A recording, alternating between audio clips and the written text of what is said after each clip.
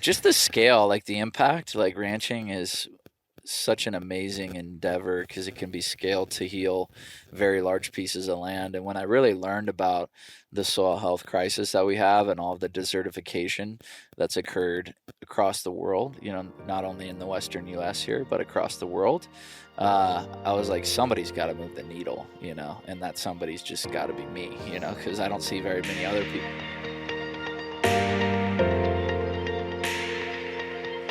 What's up, guys? Welcome to the Invictus Mindset Podcast. Today's guest is a first-generation rancher, a former high-level baseball player at USD, and the founder of Perennial Pastures. None other than Kevin Muno. Welcome to the show, man. What's up, Bryce? Great to be here with you, man, on the ranch. Guys, it can't get much better than this. It's a beautiful day. Pretty cool day.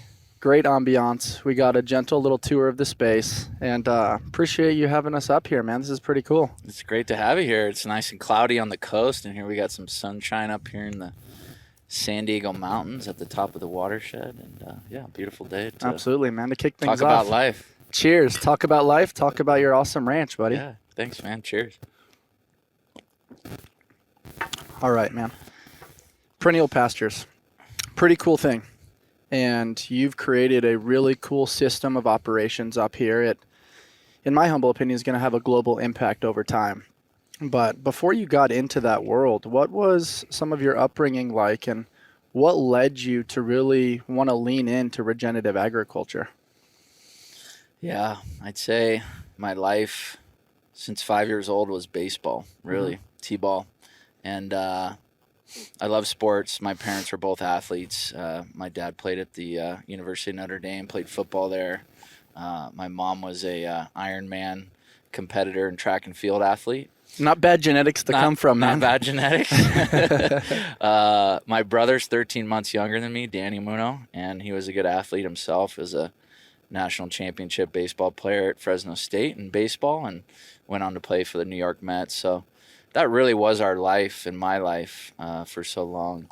But growing up in Southern California, you have access to so many amazing opportunities. And one of those ones is the outdoors. So as a kid, I would go up to the Eastern Sierras quite a bit. My grandpa had a cabin up there. Where specifically in the Eastern Sierras? In Mammoth. Okay. We talked about that. That's one of my favorite places in the whole world. For sure. I actually have Saucher Lake, backside of Mammoth. Oh, beautiful. Tattooed on me right here. Nice. I love Very that. cool spot. Yeah. So many memories as a kid going up there. Again, my grandpa had a cabin there, and I really looked up to my grandpa, Lawrence Muno. Great man, still around, 92 years old.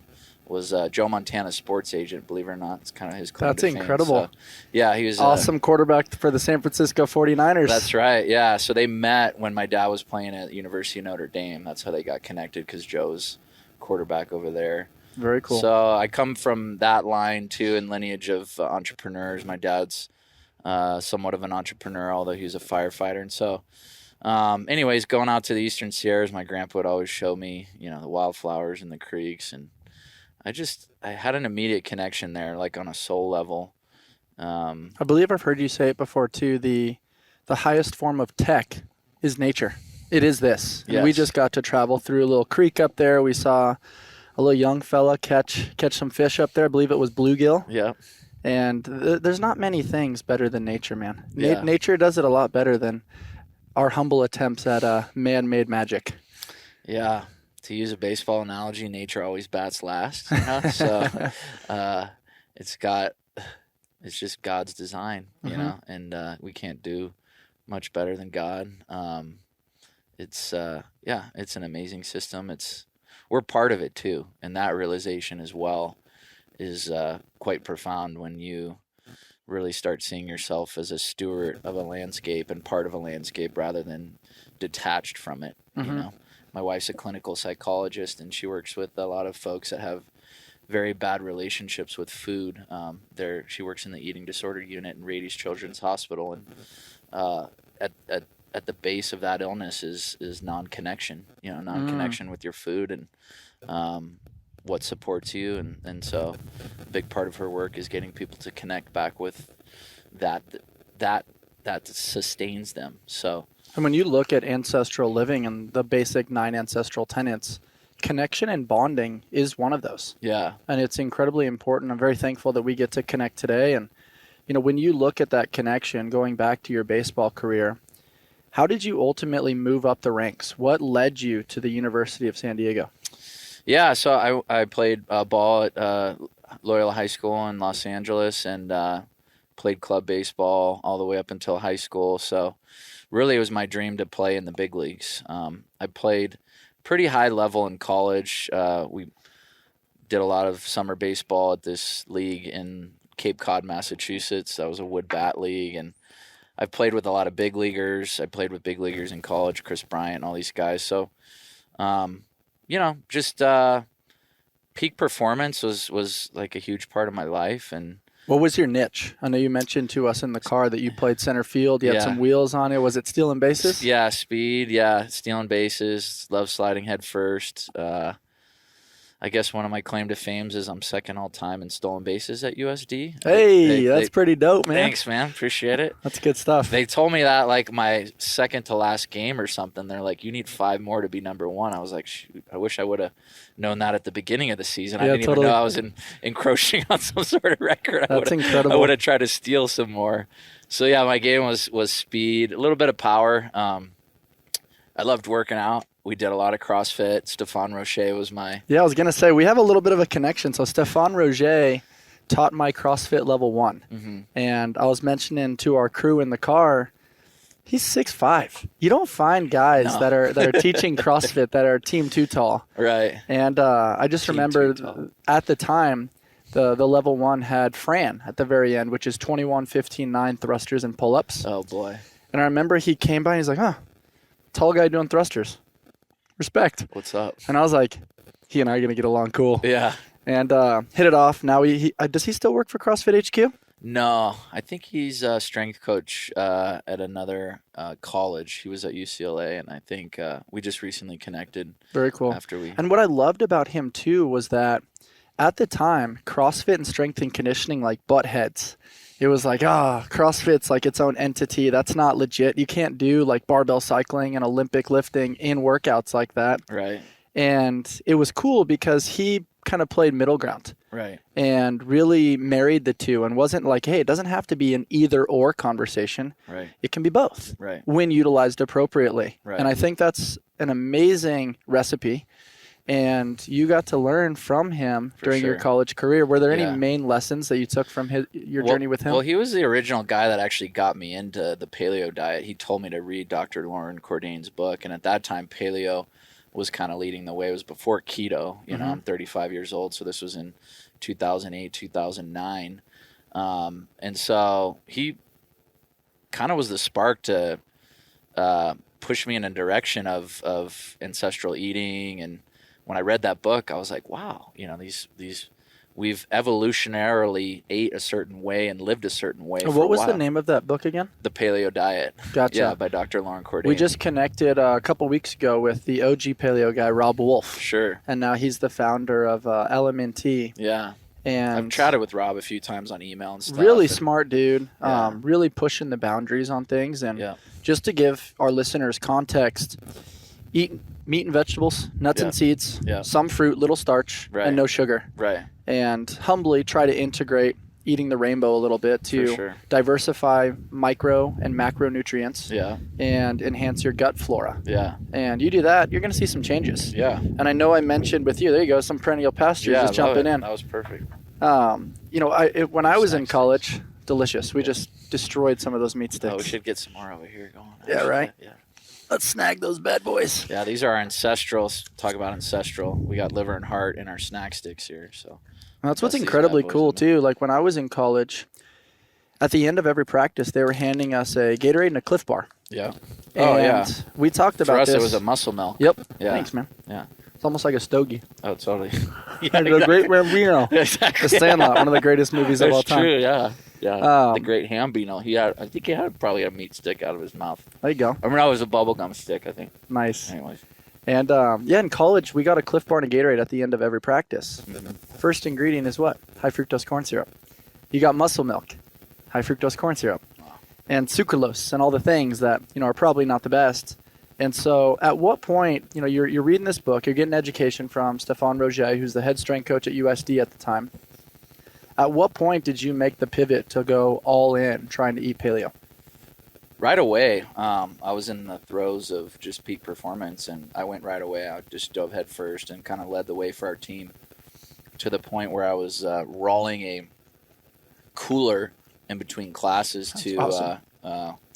At school, and the team was making fun of me. But then when I developed a 8-pack and was PRing in like back-to-back workouts, they're like, oh, maybe Muno's onto something here. I went all the way to sleeping like 12 hours a night with tinfoil on my windows, and even put tape on the fire alarm light, and it was all in. And I would just wake up when my body wanted to wake up. There was no light in the room, and so I really went all in. And it was Olympic lifts, it was front squats, I was doing a lot of snatches at the time. I worked out with another guy out of Santa Barbara whose name was Marcus Elliott, and his gym was called the Peak Performance Project, and he trained a lot of professional athletes. So I got the CrossFit exposure through Stefan, but then really a lot of power and sport-specific weightlifting through Marcus Elliott. We did a lot of rotational work, Kaiser machines, nice, force plate work, trying to figure out how much force you're actually putting into the ground. Used a lot of those in college. Yeah, he was measuring all like the newtons and like the curve of your jump and how much time you spent on the ground and then how you threw it back in. So I love all of that stuff because I'm going to be an asshole for a second, but in some people's perception, baseball is frustrating because fat people can be good at it. Right? It's probably one of the hardest things in sports to hit a ball coming at you going 90 to 100 plus miles an hour. And also to press start super fast. You're standing there, probably chewing on sunflower seeds, some sort of dip, and all of a sudden you're expected to go. Right. But I jokingly like to say it's an excuse for guys to wear tight pants in an attempt to get tan in the outfield while chewing on sunflower seeds. For sure. For sure. Yeah, but like at its core, it's such a power sport. I mean, you got guys like CC Sabathia and Tony Gwynn, who were overweight, but really all you got to do is go all out 100% and explode, once every now and then, right? So, I mean, I still think you see a lot of power lifters, in the Olympics and stuff. They're not the CrossFit bod. No, not at all. Right? So, yeah, it's interesting to kind of like talk about that. Is it power-based? Do you want to, have endurance and power? What are you training for at the end of the day? Like, what do you want to excel at? And how do you design your program for that, right? So Totally. If you're just trying to be good at life, CrossFit's probably one of the better things, because it mimics life in a lot of ways. Tons of transferability. We're here on the ranch, life is about providing for yourself and living and eating food and growing your own food. So a lot of the farmers and ranchers that before machinery were homesteading or doing it themselves were probably, jacked as fuck. Yeah. Just chopping wood and riding horses and totally. It's a different kind of fit, right? And it's for survival. It has a specific purpose. Right. Which is super cool. When you were carrying around that cooler and seeking peak performance and striving to educate yourself, sounds like you were dialing in your sleep, blackout curtains, trying to do tinfoil, all the things before all the modern day gimmicks have come around. Trident Coffee is sponsoring this episode of the Invictus Mindset Podcast. My guys over at Trident taught me something really important this last year, that we are all a bundle of stories, both good and bad, and everything in between. At Trident, they're storytellers. All of their cold brews remind their customers that they are part of something bigger than themselves. They help create connections through symbology and storytelling that engage their customers on an emotional level, and this distinguishes them from other coffee brands. You can find Trident in Imperial Beach and in Coronado. They offer over 14 plus nitro cold brews along with dairy-free options. You can find the perfect brew and pair it with one of their treats from their keto bakery. All these options will allow you to support your health and fitness journey with Trident Coffee. They're more than just a coffee company. You can check them out over at tridentcoffee.com and use code Invictus20 for 20% off online and in tap rooms. Once again, that's tridentcoffee.com. Use code Invictus20 for 20% off online and in tap rooms. Take your coffee experience to the next level. Two important factors for us over at Invictus Mindset are true care and attention to detail. My friends over at RX Smart Gear have been bringing innovative fitness tools to the market since 2009. From their award-winning Evo speed ropes to their amazing gymnastics grips to their line of inflatable fitness equipment, they're constantly looking to problem solve within the fitness industry. They're always allowing us to have our gear work for us rather than against us. Hop on over to RX Smart Gear and use discount code Invictus Mindset to shop their latest cutting edge gear. Have your gear work with you and not against you. How long did it take for you to recognize that was a game changer? Right? Because at that time, it's like, have this sports bar, have the pre-workouts with all the caffeine and the different beta-alanines and all the different ingredients. Yeah. You started that kind of before its time. Now it seems like it's popular and in its heyday, but yeah. It's funny to say before its time now. I'm only 35, but that was 10 years ago. So it's kind of fun to have some perspective on it now. Mm-hmm. And it was a total game changer. And at the same time, it's fun to think about how, if you're an athlete today, if you could dial in what I know now about ancestral eating and liver and the nutrient density aspect of food too, and really kind of trying to find the most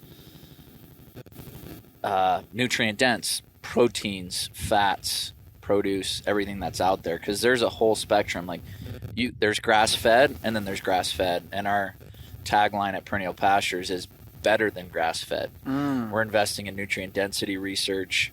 We're investing in soil health, which transfers to nutrient density. What we're knowing now about meat, raw milk, is that when an animal has the most diverse forage in its diet, when it's eating plants that come from healthy soils, it uptakes so many more polyphenols, secondary compounds, carotenoids, all these different secondary amazing things that are in the meat that we can't eat. Like, we can't go eat a shrub or this tree, but an animal can, and convert so many different things into meat that we can't eat. And we're learning now too, there's antiviral compounds, antifungal compounds, anti-inflammatory compounds. So we're just at the beginning of this. I mean, they're just doing this research from the Bionutrient Food Association on meat, and they've completed it with produce.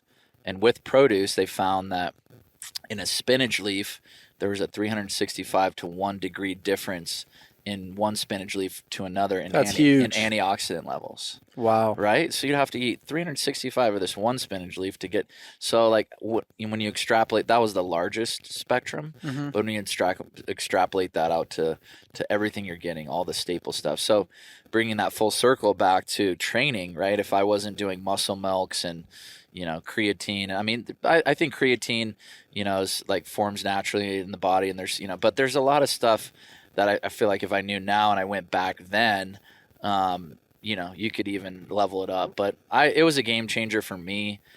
We had some Olympic lifting guys on our strength team there at USD as well, who said, when I fully dialed in my diet, I never got sore. I was, the steroid use was still rampant, not rampant, but existing in the Olympic world. And this one guy, Casey, I forget his last name, but he was saying that he was able to perform very close to some of the guys he knew definitely were on roids. You know? So it's like, it's that level of, and Stefan Roche was telling me too, like, we were talking about HGH, and he was saying, hey, there's natural ways to like get your HGH, human growth hormone, up to a certain level by eating this way, by sleeping. Like, your HGH levels spike every 4 hours when you're sleeping. So that's why, I was going for 12 and just waking up when I felt, recovered. So it was amazing. I mean, like, also natural exposure to the elements, right? Yeah. Like when you're outside and you're exposing yourself to hot, cold, to wind, grounding, and doing laborious things that lead to an enhanced quality of life, inevitably you're going to be better connected to nature. Yeah. And to unpack some of the things that you were discussing around the meat, There's so many different unique profiles, like the omega-3 to omega-6 ratio. Yeah. There's grass-fed beef, but there's also grass-finished beef. Right. And there's a wide variety of marketing slogans that are out there to help enhance the monetization, skew your headspace a little bit. Yeah. Will you help us understand the difference between grass-fed versus grass-finished? Sure. And maybe some of the other terms that I'm not mentioning? Sure, yeah. So grass-fed, all beef starts out grass-fed. All animals are born out on some sort of ranch and range, and most of the beef producers in this country are cow-calf producers. So they have mama cows, they have bulls, they get cows pregnant, they have calves. When a calf reaches a certain age, it'll go to a feedlot to be finished. That's where 90% of beef goes to feed. And there's different types of feedlots. There's the massive feedlots that you see like along the 5 in the Central Valley. Harris Ranch, it's a big feedlot, smells from miles away. And then there's more feeding operations that are still kind of grass-based, but then they grain finish them and give them access and if to I both. stand corrected, the grain finished stuff is utilized because it's cheaper. Mm-hmm. It fattens up the cows at a faster rate, helps with mass production, and then potentially adding antibiotics and things like that to also enhance the size so they can monetize. And I think, to quote Mark Sisson, we didn't see a lot of those issues until the onset of agriculture. Right. And that's when mass production started, and then all of a sudden it was like, hey, I want to monetize, I want to feed a large volume of people, which then decreases the quality. For sure. Yeah, and ruminants, can't digest that grain very well. And if they are fed it for too long of a period, they get acidosis in their rumen, and it creates inflammation responses, and then you need to actually use antibiotics to keep them, alive and well. It's like about, raising cows and things like that, coming from a software background. Yeah, I'm still learning too. The whole nutrition side is very deep. How a cow can take a grass plant, convert that lignin and cellulose, and turn it into protein. Is an amazing thing. So, still learning a lot about that. But grain finished and grass finished, we're learning there's a big difference. Grass finished is the way that they were evolutionarily meant to eat. Mm-hmm. So, and that means they've etten grass the entirety of their life. Correct. Yeah, Got they it. never go to a feedlot, and they don't get any grains in the last part. So. We're learning how to better and better do that. Grass-fed's got a little bit of a knock because it can be less tender or not as fatty, but that comes down to genetics and how you're breeding your animals and what type of genetics you have in there. And then also it comes down to pasture management too. When you manage your pastures better and you have more protein-rich grasses, your animals are going to finish better on grass. So that's what we're working at towards here at Perennial Pastures, is developing an animal that finishes very well on grass, and we want to be leaders in that, and again, be better than grass-fed. So Can you see a difference in kind of the marbling on the meat? For sure, yeah. I mean, if you look at the quintessential apex of the grain-finished animal, which is the Wagyu, they're fed for a very long period on grains, and there's an incredible amount of marbling, and it's almost white meat. But to me, is it true that like for Wagyu they hang the cows upside down, massage them, and feed them beer, or is that just like hearsay? The beer feeding is something, and there's some guys that do some massaging. That's not like the standard. I think this is a little bit of a myth. They are very pampered animals. Because there's all the different grades that come over from Japan. There is, yeah. I wonder if they're drinking Coors Light. Those cows. They might. No, probably in Japan more Sapporo. That's fair. Yeah, but you never know. So that would be the apex of the grain finished animal, but you can still have some very good marbled meat with grass finished. I'd also say when I look at the ancestral blends that you put together here at Perennial Pastures, like the color differentiation between the meats that you purchase from the store versus the meats that we get directly from you guys, there's definitely a differentiation in color. There's a differentiation in the palate and the flavor density. Are they using food dyes and preservatives to help prolong the meat in stores, or what's the difference there? That's a great question. There is a lot of tampering with meat, and you can inject meat to tenderize it. I don't know how rampant it is in the grass-fed world, but it's a good question. It kind of leads me to a talking track of just going and knowing your rancher and just asking them questions. It's never been easier to meet your local rancher and to ask them all these questions like, hey, do you inject? Do you do this? What do you feed them? Is it grain? How are they finished? What pasture grasses are they eating? Like, ask them about soil health. If they don't have a good, answer for that, you're probably not going to be getting very nutrient dense, beef, So, yeah, it's a dynamic field. Certainly, I think the best you could get is somebody who's grass finishing, practicing regenerative agriculture, because they have a real soil health plan in place. That's where I was going to go next. Can you define regenerative agriculture for me? Yeah, mimicking nature with your agricultural practices and trying to enhance nature's life cycle. So we have the carbon cycle, water cycle, mineral cycle. So how do we, as humans and ranchers, enhance those cycles rather than detract from them? And how do you get better over time? So mimicking nature means mobbing our cattle up in a way where bison used to move across the Great Plains, or how elk used to move here across California. I mean, we used to have mammoth and mastodon species here in California. What did that landscape look like? Very much like a savanna, open, kind of like we're in right now, actually. It's like oak savanna, dotted shade. This was the classic California landscape that supported these very giant herbivores going back into the paleo movement, right? Mm-hmm. We used to hunt these species, we're probably a different type of, actually they probably look more like you, Bryce, but you could probably throw a spear pretty well into a mammoth, but hope so. Yeah. We'll have to try that next time. Yeah, maybe that'll be part of our CrossFit Ranch Fit kind of thing that we're designing, but I love that. Yeah, so regenerative agriculture is just, in its plainest sense, mimicking nature, and the way that we do it in a ranching scenario, mobbing the cattle up, grazing them in as tight as area as possible, and then not coming back to that area for a very long period of time.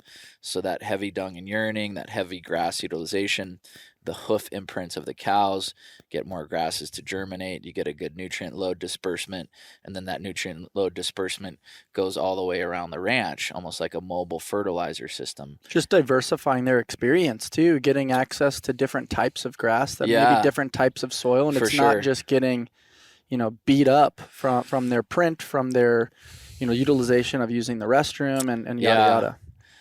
That's 100% right, and it's not something that I talk about very often, and I'll work that into my description a little bit more. But yeah, when you move them more along the ranch via this network of fencing that we use, this polywire portable fencing, you are essentially forcing them to eat other things that they wouldn't. Mm-hmm. But ancestrally, they know, oh, wow, I can eat this. And it's the only thing that's available to me here. Maybe it's not the best thing that I want all the time. It's not the ice cream, but I eat it. And then they kind of remember that they can eat it. And they actually do very well off of it. I mean, it's diversification, right? Like sometimes we're going to have Brussels sprouts, then we're going to have asparagus, then we're going to have spinach. But if you're only eating the same thing all the time, for sure, you're probably not diversifying your micronutrients. For sure. This episode is brought to you by HVMN, Health via Modern Nutrition. They launched the world's first ketone drink in 2017, and then in 2022 launched the version 2 of their exogenous ketone product line called Ketone IQ. I found that incorporating ketones into my morning routine increased my daily focus and energy. The beauty of this product is that you can stack it. It doesn't even have to replace your morning routine. My morning routine looks like taking the dog on a walk, hitting my daily shot of Ketone IQ, hopping in the cold plunge, and then finishing it off with a nice Trident coffee while I soak up some morning sunlight. Try out some ketones for yourself by using the code Invictus for 20% off Ketone IQ. Ketones are a super efficient fuel for your brain that leaves you feeling energized and clear-headed. Give it a shot. I promise you won't regret it. Once again, use code Invictus for 20% off Ketone IQ. Move fast and break shit. This is one of the core values at LSKD and something that we fully resonate with here at the Invictus Mindset Podcast. LSKD develops functional sportswear with a streetwear aesthetic that's on a mission to inspire you to chase the vibe through sport, fitness, and adventure. Through my experiences with LSKD products and their team members, I have found a brand that I can call home that keeps me performing at my highest level through fitness and business. I train daily in the rep shorts and love the versatility they offer, so I can go from training at the gym directly to meetings, client consults, running errands, or preparing for podcasts.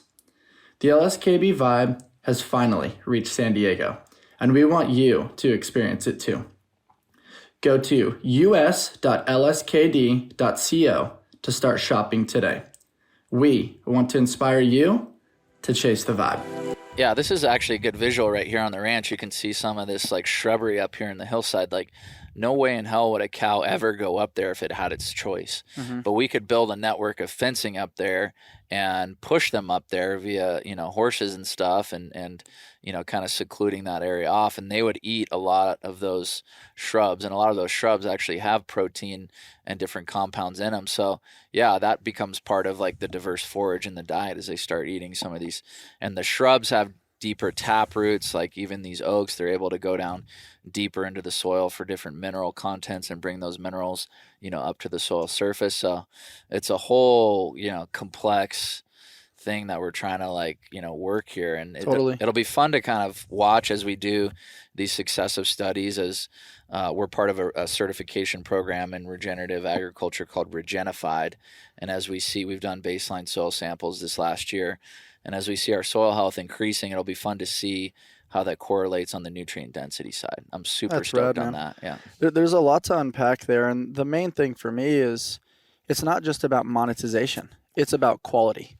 And I think sometimes businesses are just like, how do I produce more to get a higher ROI to satisfy shareholders and the pressures of the investors? Yeah. And it sounds like in your case, you're like, no, I'm actually going to just change the game of regenerative agriculture, which is so special to me. And one of the main reasons that we're here today is just we're big fans of what you're doing. And we hope that this serves to diffuse into the rest of the meat market and other people can kind of follow suit. Yes, it's expensive. Yes, it's hard. Yes, it takes additional work to then move the cattle to different locations, but it's enhancing the quality of lives. Yeah.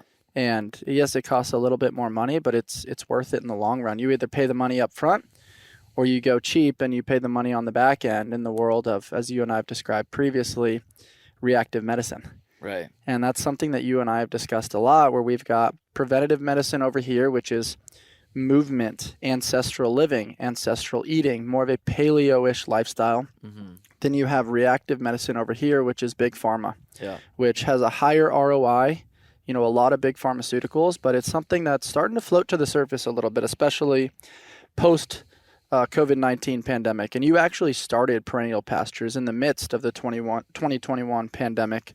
What a time to start a business, man. For sure. How did you navigate your way into starting this ranch?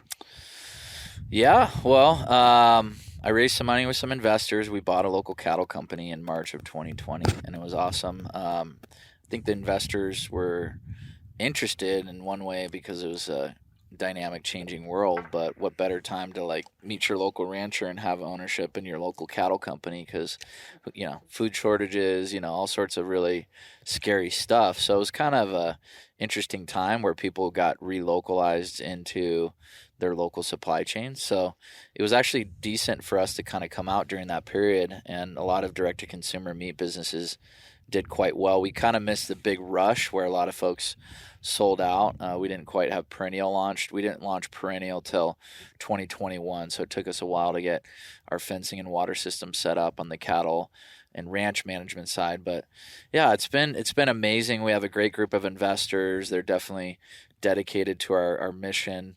We launched the company in farmers markets, and from there it just grew. We had a lot of people that just came up to us and were like, "Oh, regenerative ranching. I love regenerative," and it was just amazing to see how that term has grown and how that resonates with people. And we've had a lot of ambassadors join our team. I call them ambassadors, farmers market ambassadors, because they represent our brand. And so they've become our farmers market workers and our evangelists out there. And many of these folks are health practitioners and holistic healing folks, and they're amazing. It's been great for the company. So we've launched that way. We're now direct to consumer online. We have a great website that we're building, and through partnerships with CrossFit Invictus and different folks, we're just trying to get the message out as much as possible about what we're doing. And it's been great because folks can really get in tune with their food. They come out to the ranch for the ranch tour. They see us at the market, and they ask us all these questions. And there's a lot to unpack, in this movement and For what sure. we're doing, So How much do you think like Paul Saladino, Carnivore MD on Instagram, and the whole Liver King Brigade, which people can have their differences around him. I know recently his PED usage floated to the surface a little bit, but if we remove all the judgment, the 9 ancestral tenets we've mentioned numerous times in our conversation. Is he the guy that came up with those, Liver King? I don't think he came up with them. I think he just kind of I think he just popularized them a little bit. Yeah, right. Mark Sisson has his like primal laws, which I think there's 10 of those. Okay, cool. And great things to help guide people in the right direction. They're great starting points for the conversation. Right.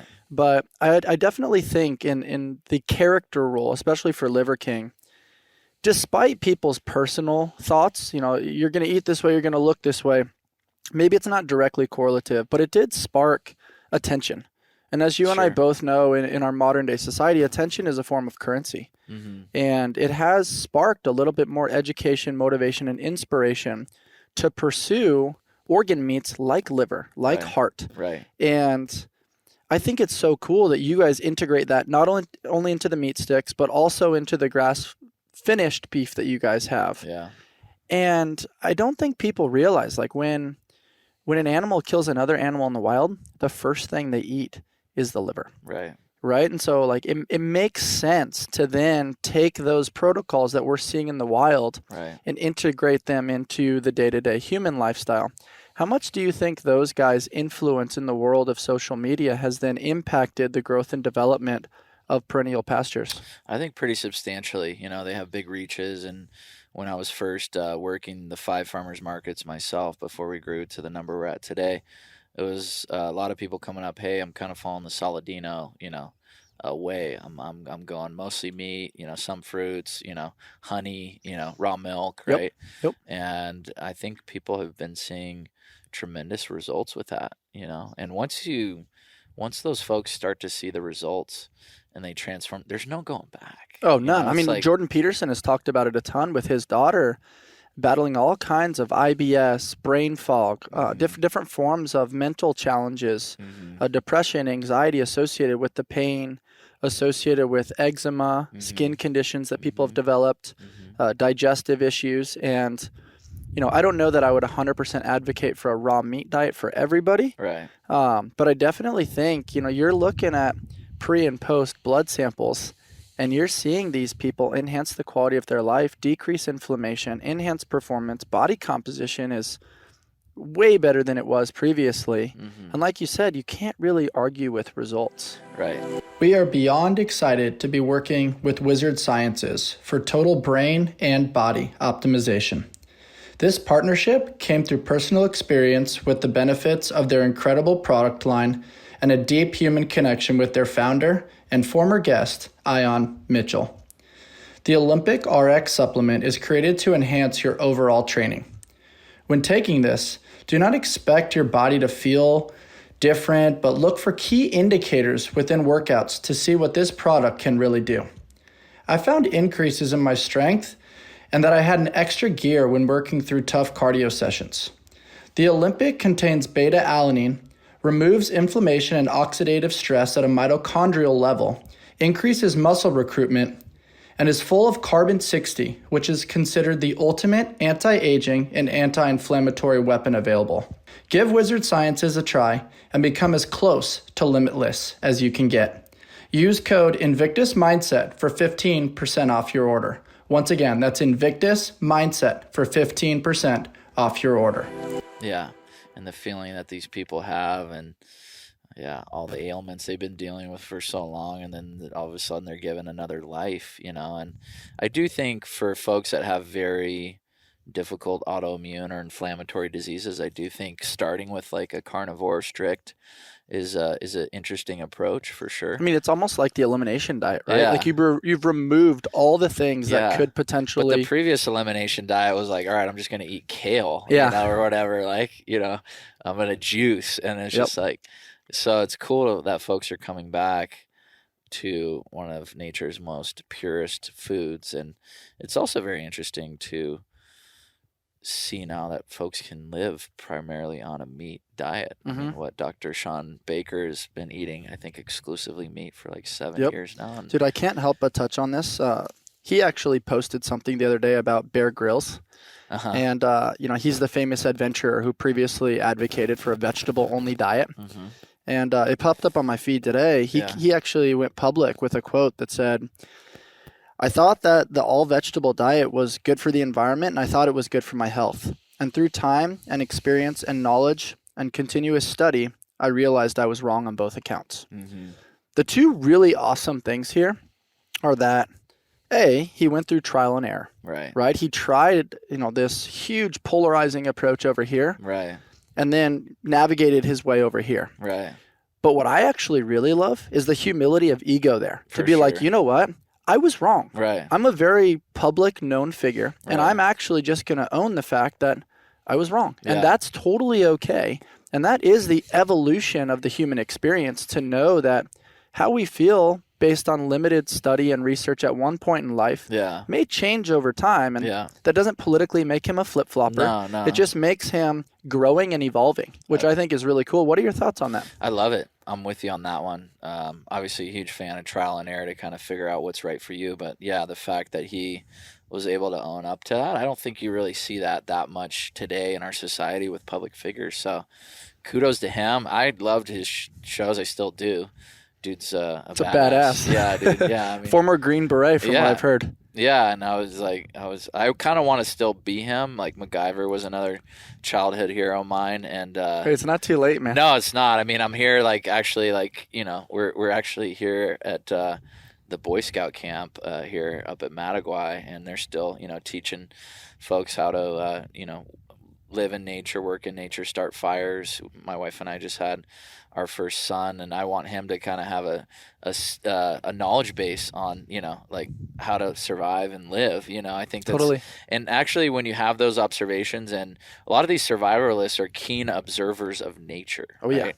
So they can notice like tracks and what animals and what biodiversity is out there. And I mean, it's all connected. Like me as a rancher, when I go through a paddock now and I mob graze a certain area, I'm looking at, okay, did I break up the soil surface crust? How well is the manure dispersed? How is my urine disbursement? Like what does the soil surface look like? So it's fun to kind of bring all those things together and just be like, these should be basic human skill sets. Mhm. Like we should, at some level, even if you live in the city, like just learn how to garden, Yeah. learn about soil health, like just take responsibility for your food and your family's food, and what is literally building them. That's been one of the funnest parts about being a parent, is just knowing I'm doing the best job. My wife and I are doing the best job we can to get the best nutrition into our son, and now my wife's pregnant with our second.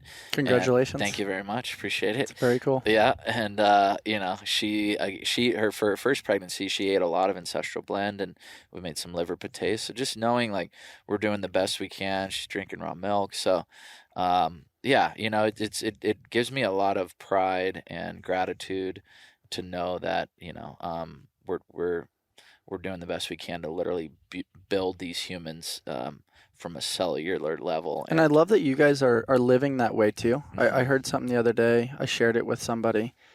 That was your kids are eventually going to know who you actually are. Right.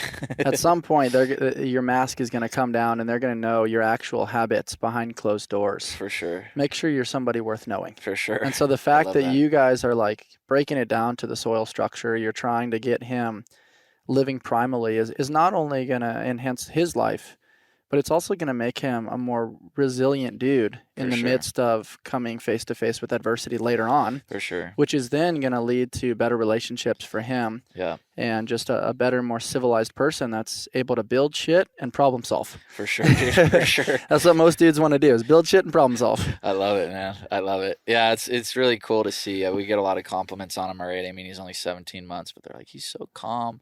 He's so, chill. He's got He's got your demeanor, dude. Well, yeah, maybe he just takes after me or whatever.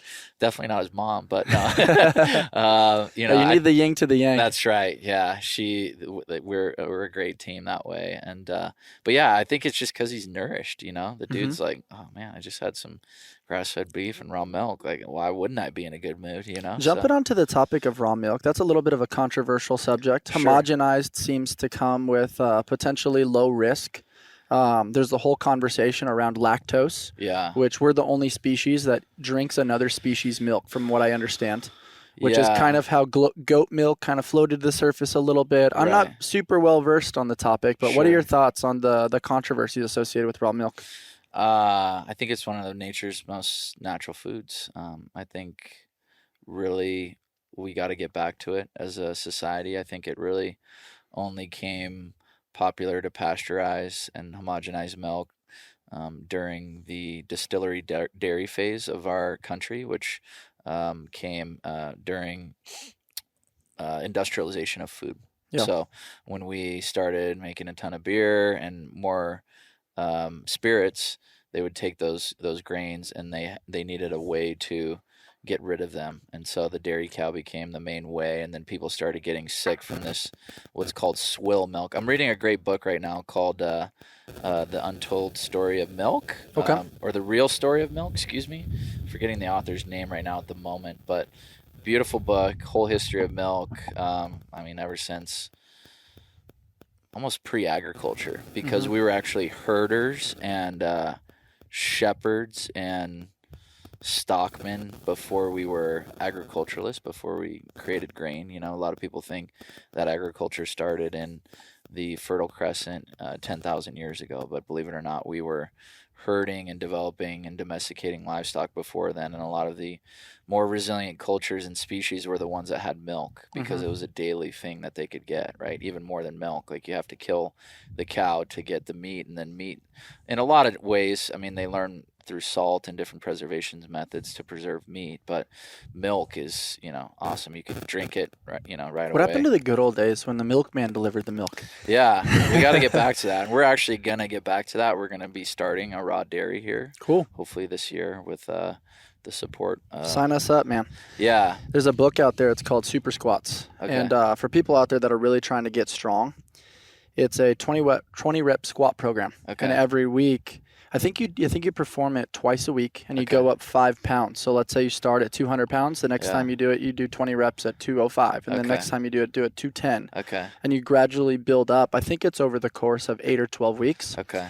But they talk about, to recover from that, is drinking roughly a gallon of milk a day. Okay. And just for people that are hard gainers that are trying to put weight on. Okay. Just because of the nutrient density, the fat to protein ratio to help with the recovery a little bit, and obviously there's natural whey in there for sure, and so helping with protein synthesis, getting a little bit of just natural awesomeness into the muscle fiber component to get strong fast.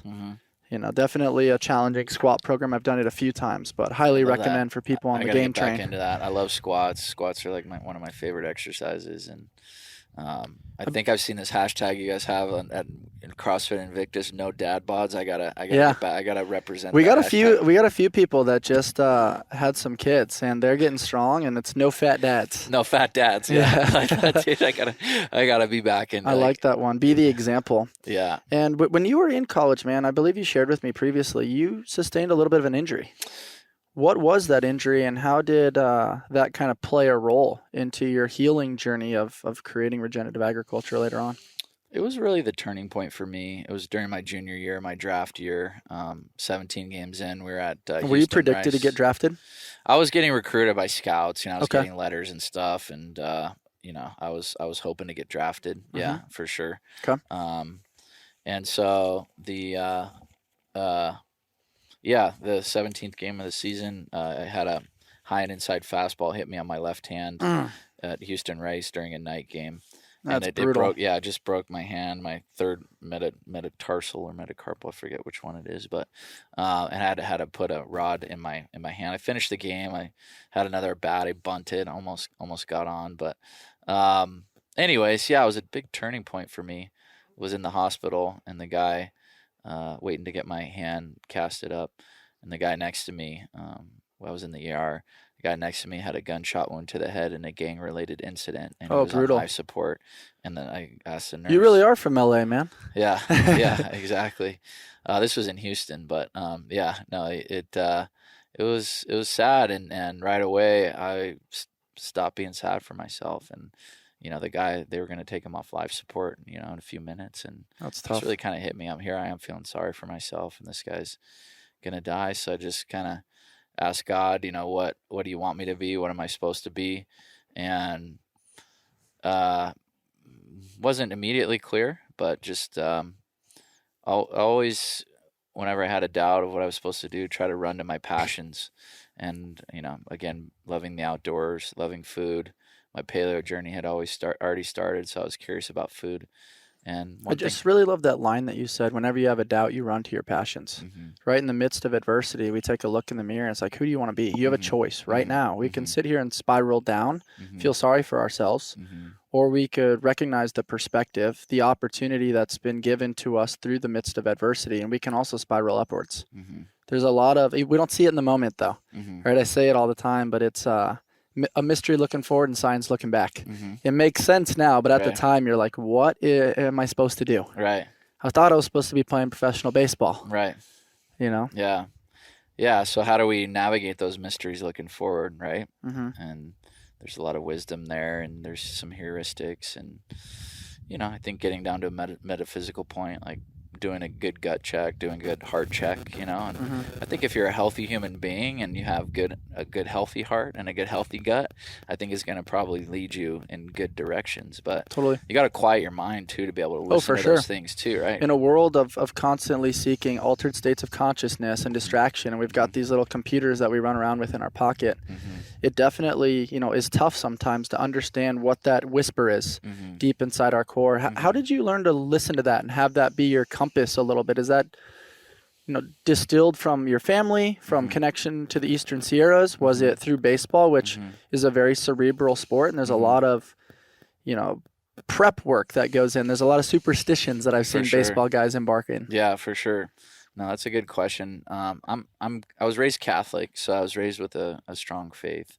Went to Catholic school most of my life, so there's always a conversation with God there for me. So I would say that is really at the core, but like any person who wants to really try to figure out their path, they need to question their faith. So in college, I questioned a lot of it. Certainly raised kind of in the traditional Catholic faith, a lot of guilt, a lot of, hey, follow the rules or this. So when I branched out into baseball and was trying to connect the natural world with my baseball practice and peak performance, my coach at USD, Rich Hill, really got us into meditation. And through meditation, prepping for games and doing yoga. It's almost like a Phil Jackson approach. Yeah. You get into, breathing and going inside, and, read some good books, certainly The Power of Now by Eckhart Tolle in Great college, just being present in your body, in the moment, flow state. And then tying that back to my faith, there's some really beautiful kind of more mystical approaches to Christianity, which were very much more about that, right? Which is about this internal state more than this outside down, top down approach. It was very much more, what's your personal union with God? What's your personal union with the whole, the oneness of the world, right? So Franciscan Richard Rohr was big. He's got a bunch of mystical Christianity books out there, and he kind of tied, I think my Google search was Christians or the Catholics' approach to Eckhart Tolle, because I was like, there's got to be somebody's writing about that, and it was this Richard Rohr guy, and then I read some of his books, and he talks about the oneness and kind of Constantine and the Catholic faith, because Constantine was the guy who really organized the religion and made it the official religion of the Roman Empire. Okay. So pre that, it was like very much these small sects kind of practicing their own division, or kind of their own faith, and passed down from the disciples and the missionaries and different folks. So so for me, that was really my practice, and how I was able, I think, at an early age, 22, 23 years old, to kind of go within and go, okay, what am I? It was at the same time that I met my wife. We've been married. I was 23, she was 22 when we got married. So young love. Yeah. I just did a lot of like inner work then. And it, it sounds like Rich Hill, the coach at USD, had a profound impact on you, because we also have a mutual friend, Logan Galbrick. Yeah, sure. The owner of Deuce Gym, who was the catcher when you were at USD. And he has a very similar, very grounded, even keel energy about him. Very successful business owner, has a podcast and a leadership summit that he does called Hold the Standard Summit. Yeah. And sounds like, he really impacted you guys. It just shows, for those of you listening or watching, just the incredible impact that coaches can have on lives. And coach is such a cool word. Yeah. Because there's so much diversity. You're not labeled into one arena. Right. And it sounds to me too that like early on, maybe you had parameters based on a little bit of your Catholic religion, but being an entrepreneur, there's no boundaries, man. No. There's no roadmap. There's no step 1 through 10. Right. It's kind of carving your own path, as you've described in your relationship with the soil and paying attention and creating awareness. Yeah. And with you being a first generation rancher, nobody's really given you the handbook. Right. What was your start into the world of ranching? Was it YouTube? Was it just books? Was it like, hey, start and figure it out as we go? Yeah, so I took a permaculture design course in 2013. It really started with gardening, like how could I grow my own food? And then gardening led to permaculture. Permaculture is a more whole systems design approach to gardening, to growing tree crops, food, like harvesting the water off your roof and letting the water from the roof go to your fruit trees, and using gray water. And so from permaculture, it led to, okay, this is great. Maybe I could grow all my own food. At one point, I told my wife, hey, babe, I won't have to work. We'll just grow all our own food and, we'll be good, just live off the land. Well, that really didn't become a reality, so I had to find, how I was going to have a career. What made you want to lead this way, though, as opposed to like at the time, what was popular is hydroponics and marijuana with the legalization in America? Just the scale, like the impact, like ranching is such an amazing endeavor because it can be scaled to heal very large pieces of land. And when I really learned about the soil health crisis that we have and all of the desertification that's occurred across the world, not only in the Western US here, but across the world, I was like, somebody's got to move the needle, and that somebody's just got to be me, because I don't see very many other people the hero's journey, man. Yeah, dude. So I was just bought in, and, and then the Western lifestyle and the approach and kind of the focus on individual ruggedness with this combination of you're part of a larger whole, like really spoke to me. So it just like one thing led to another. One of my biggest strengths is I go to the best in an industry and ask them how I can provide, service. So I was able to really work with a lot of experts in the industry at an early age and learn from them. And then I failed a lot and I learned from those failures. And this is Perennial Pastures is kind of version 3.0 of a lot of different endeavors that I've done and built upon the knowledge of guys that have been doing, guys and gals that have been doing this for 40 plus years, So I think that's the role that our generation has, is take that knowledge and just try to make it better. Use some technologies, use the internet and e-commerce and podcasts and social media and some things that don't come very natively to the generation that went before us, but is totally natural for you and I, to spread. I think it's also cool just to organically share the story, right? Like letting people know that like, hey, this is version 3.0. Right. What was version 1 and 2 like? What was failure like? And that little rabbit hole, did you navigate some adversity there? Did you have moments where you wanted to just fold up shop? This episode is brought to you by Mush. My friends over at Mush created an incredibly cool product of ready-to-eat overnight oats. And for those of you that listen to the podcast often, You know, simplicity is the ultimate sophistication.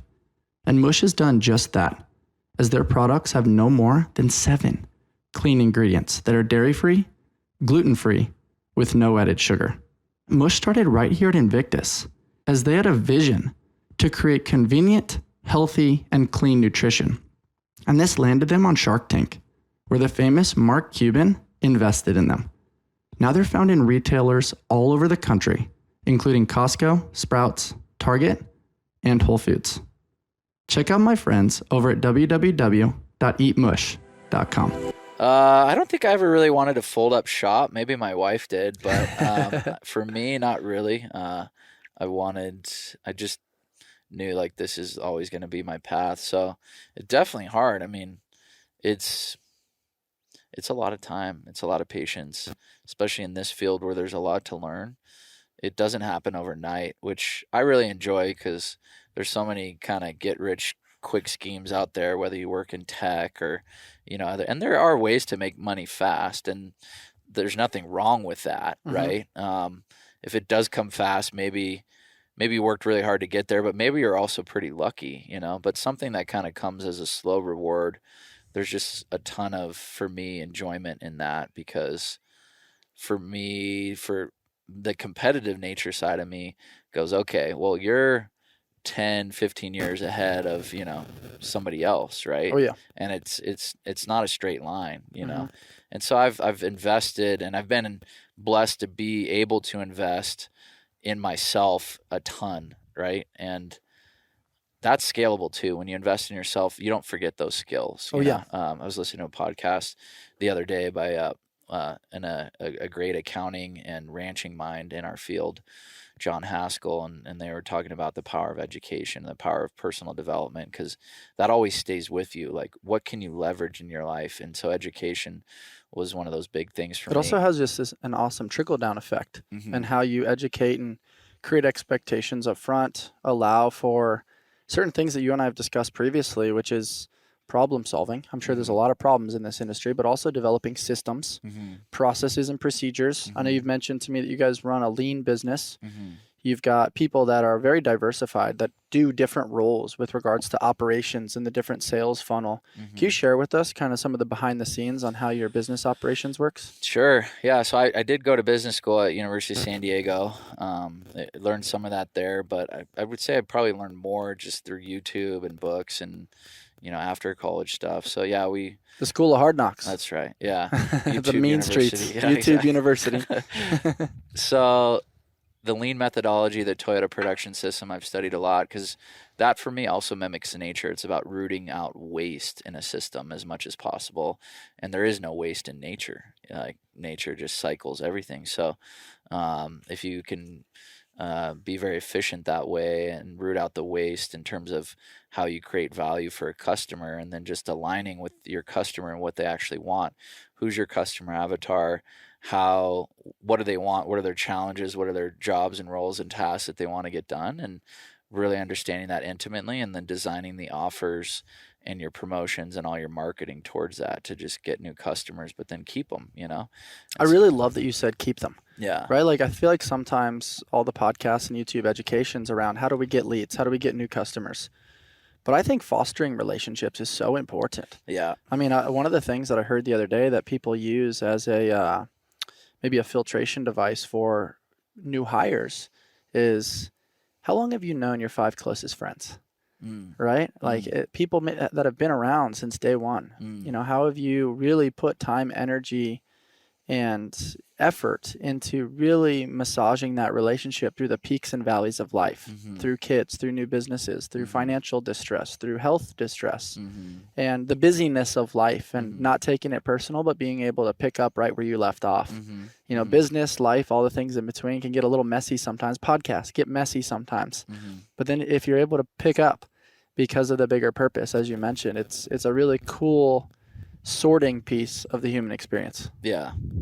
No, I love that. It really is. And I got to get better. You're making me think of like better questions I could have for like because that's a key piece. Like, who do you bring into the tent, and how are they be part of the team? And we definitely One bad apple could spoil a lot, It's man. true. It changes It's so culture real true. fast. Yeah, it does. Yeah.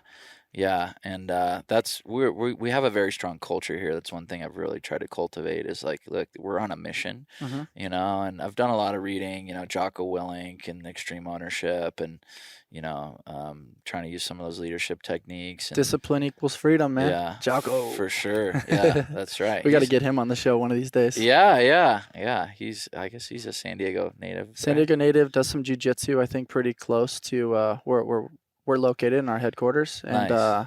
from what I understand, Jocko Fuel, his supplement company, is now the title sponsor of CrossFit. Oh, okay. Some cool stuff. Sweet. Yeah, man. Going back to your wife, something that I've heard recently too is be careful who you marry, because that's somebody that, you know, is going to have your back through the challenges, is maybe going to push you forward or pull you back when needed, may have a slightly different lens than you, but is also going to humbly play the role of business partner when you least expect it. For sure. And that's somebody that you definitely want to go to war with, not just physically, but mentally and emotionally as well. And then you throw 2 kids into the mix, it gets a little bit wild. What's it been like having somebody support you through this amazing journey? Oh boy. I mean, she's amazing, and you're exactly right, Bryce. I mean, it's one of the biggest decisions in your life, you know. And my uncle actually told me that, just, you know, hey, really make sure and meditate on that, because it's probably one of the biggest decisions you'll make. And she's always been there for me from the start, supported me, challenged me, to this day. I mean, it's when entrepreneurs say like blood, sweat, and tears, like it's becoming more and more of a reality. It's just a journey, you know, and to have somebody there to support you and have your back, but also challenge you when you need to be better. And my wife is just, she's always been there for me, and she continues to be there for me. And I wouldn't be able to do what I'm doing now without her, you know. And Totally. I'm just super blessed and grateful to have her in my life. She's a great person to talk to because she's also very cerebral. She's, you know, a doctor and a psychologist, so she likes to get into the mental game of things. And it's been definitely my style. It's been fun to see our careers mesh too, because she's actually started an Instagram called Ancestral Psyche. Oh, that's cool. Yeah, We'll have to check that out. oh, it's super cool. It's just all about, you know, the health aspect of it, and gut health and brain health, and The gut-brain axis is a popular topic of conversation these days. for sure. What are your thoughts on that relationship? I feel like gut health and probiotics, symbiotics. We've previously worked with Seed Symbiotic, which kind of combines is the intersection of prebiotic and probiotic, which combined forms a symbiotic. Okay, cool. Yeah.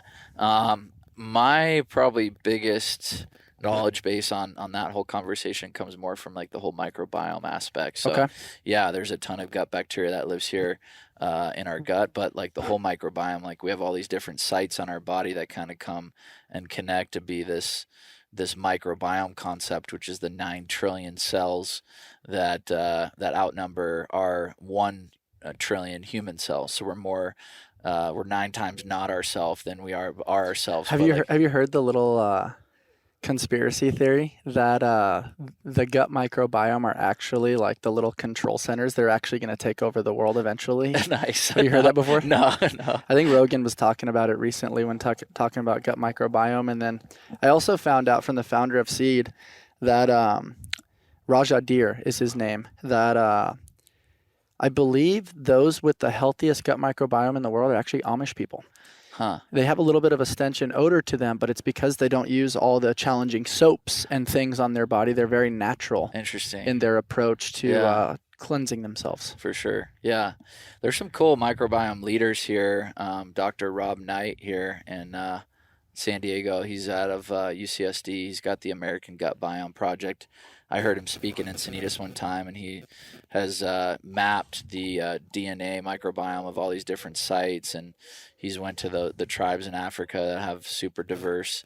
It's just an emerging field, and you know, Dr. Zach Bush too is a big guy for that as well. You know, he has been doing a lot of great work just in terms of understanding how our environment can actually change our genome, you know, and specifically fungal and bacterial diversity that we have can turn certain genes on or off. And we're only, what is it? I think we have 33,000 genes or something, but that only represents 1% of our genetic potential. And only at any given time, only 1% of those genes are turned off. So we have this whole like junk DNA sort of side of things that turns on and off given our environmental state. So kind of bringing it back to our whole ancestral conversation, you know, how do we get outside and diversify our microbiome to positively affect our which genes turn on and off? Yeah, you know, it's a big deal. Yeah, which excites me about kind of like the ranch fit and some of this ancestral training. Logan's kind of big into that strongman stuff. Yep, it's cool. I think the more we can engage in a natural setting and get outside here, I definitely feel it. Like my blood pressure lowers as soon as I enter the ranch gate, you know, and you know, here we are under these beautiful oaks and pines. Yeah, this is incredible, man. We're so thankful to spend some time with you out here. And going back to that strongman comment, I mean, you don't get more primal than moving heavy shit from point A to point B. Yeah. And that's the definition of some of your really strong ranchers that work alongside you here. For sure. Yeah. How'd you come up with the name Perennial Pastures? What's the meaning behind that, and what's kind of your mission with the brand? So the meaning behind Perennial Pastures, a perennial grass plant is a grass plant that lives more than 1 year. Annual grass plant, like a lot of these ones around here right now, grow up, they die, set seed, and then have to grow again the year before. Perennial plant can still live for multiple years if managed properly. So a lot of our grasslands here in California and in the West used to be perennial. They used to live more than 1 year. And these perennials have deeper root systems, bigger bases. They're just more robust plants. And they are better at building soil and putting water into the ground and sequestering carbon and accessing minerals in a deeper profile. So our whole goal with Perennial Pastures, our mission is to bring Perennial Pastures back, you know, to cultivate these and have a super diverse sward of these perennials, because they really are the ultimate drivers for what we want to do, which is regenerate. So the way to do that is to mimic nature, to get these high density herds grazing, because the only way to get a perennial grass plant to germinate where one hasn't is the animal impact and the hoof action to push that seed back down into the soil and to get it to germinate again. There's a few different other ways as your soil gets better. I recently heard some research from Dr. Alan Williams that said that as your soil aggregation gets better, there's actually seeds deeper down into the soil. And soil aggregation is the pore space in the soil. So as water comes, the seeds can actually float up to the soil surface and germinate again. So you can actually activate. Hey! Oh, sorry. You guys getting primal back here? Yeah, Lucy and Trigger. He's a male. She's a female. Nice. Yeah. So yeah, that's really our goal. And what's kind of the elevator pitch? If I was curious about what Perennial Pastures is and how it differentiates from some of the other pastures that may exist out there, how would you kind of describe what you guys are doing differently?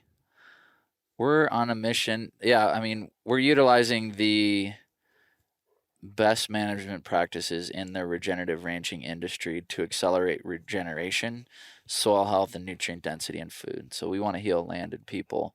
I love that second part, healing land and people. That's a really cool approach. Yeah.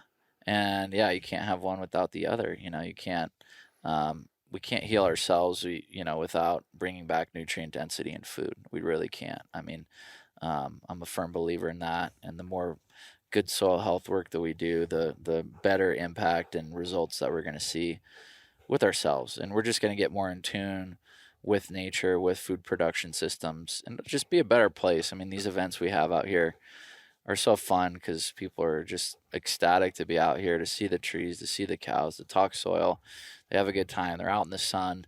They get charged up, and it's just so natural. We're pretty solar powered creatures. So to get in that nice change of scenery, come out here and experience the amazing things that you guys are doing. Yeah. What's kind of to come next? I know we've chatted briefly about like you guys are enhancing your shipping radius, trying to get it a little bit more nationwide to the best of your ability. Yeah. And we talked a little bit about how you guys are getting ready to launch a little bit of dairy products. Yeah. And raw milk and whatnot. What about chicken, venison? Is that something you'll kind of bring into the mix? We're selling chicken now. Yeah, Okay. We got whole chickens that we're doing. We're going to start producing it ourselves right now. We're buying from a great pastured chicken guy, Tyler Dolly from Big Bluff Ranch. Cool. He's a great chicken producer. But yeah, chicken, pork, bacon, obviously. Yeah. Raw milk, beef, maybe some lamb or goat down the road, but not quite now. And then, we're getting into like bundles and more subscriptions and bulk beef, and then more into the events, maybe like some membership stuff where That's like cool. if you become a member of Perennial Pastures, you can participate at a discount in any of our events, maybe a little bit of agritourism, so having people come stay Sounds out like in the you're in ranch. the midst of honestly organically creating a community. Yes. And through that community, like you're going to have mindset conversation, ancestral living, ancestral eating, bonding, fireside chats, very similar to like what we're doing now. Yeah. And, in the midst of being incredibly busy, yes, we're going to have health conversations, but let's never get too busy to have a cup of coffee or a beer with a friend. For sure, man. Dude. Right? That's where some of the magic lies. It can't be all health all the time. You gotta sneak in some of the sexy things of For life. sure, yeah. Of course, man. Yeah. That's balance cool, in all man. Well, I things. really appreciate you allowing me and my amazing cohort and team to come out and pick your brain a little bit and share some of the peek behind the curtain with the amazing Perennial Pastures mission that you guys are on, and sharing that a little bit with our Invictus community. For sure, Bryce. Real pleasure to chat with you. Great conversation, and look forward to doing it again soon. We'll be back, brother. All right, man. If you guys enjoyed my conversation today with Kevin Muno, please rate, review, subscribe, and share with your friends. And as always, guys, stay on the hunt for who you've not yet become. Till next time. Appreciate you, brother. Cheers. We are beyond excited to be working with Wizard Sciences for total brain and body optimization. This partnership came through personal experience with the benefits of their incredible product line and a deep human connection with their founder and former guest, Ion Mitchell. I also love the Neural RX, which I take before every podcast. Some of the benefits I experience when taking the Neural are enhanced memory and focus, supercharged learning and knowledge absorption, along with enhanced creativity and innovation. Break free from mental blocks, tap into your imagination, and watch your creativity soar to new heights. Give Wizard Sciences a try and become as close to limitless as you can get. Use code Invictus Mindset for 15% off your order. Once again, that's Invictus Mindset for 15% off your order. Are you over 35 and in need of a solid training program? Are you looking to improve your athleticism and keep up with the younger athletes in your CrossFit gym? Then look no further than our Invictus Masters program. This program places year-round emphasis on mobility and stability exercises with movements that we have seen directly benefit our Masters athletes. Our program is led by Nicole DeHart and offers a training program designed specifically for Masters athletes who are looking to compete at a higher level in the sport of CrossFit. Some of our top Masters athletes in the world train with us, including CrossFit Games champion Kevin Kester, Matt Beals, and Pat Sprague. You can learn more about their stories and the Invictus Masters program by checking out their episodes right here on the Invictus Mindset Podcast. If you'd like more information about the current training cycle or to join the Invictus Masters program, please email Nicole at invictusathlete.com. That's NICHOLE at invictusathlete.com.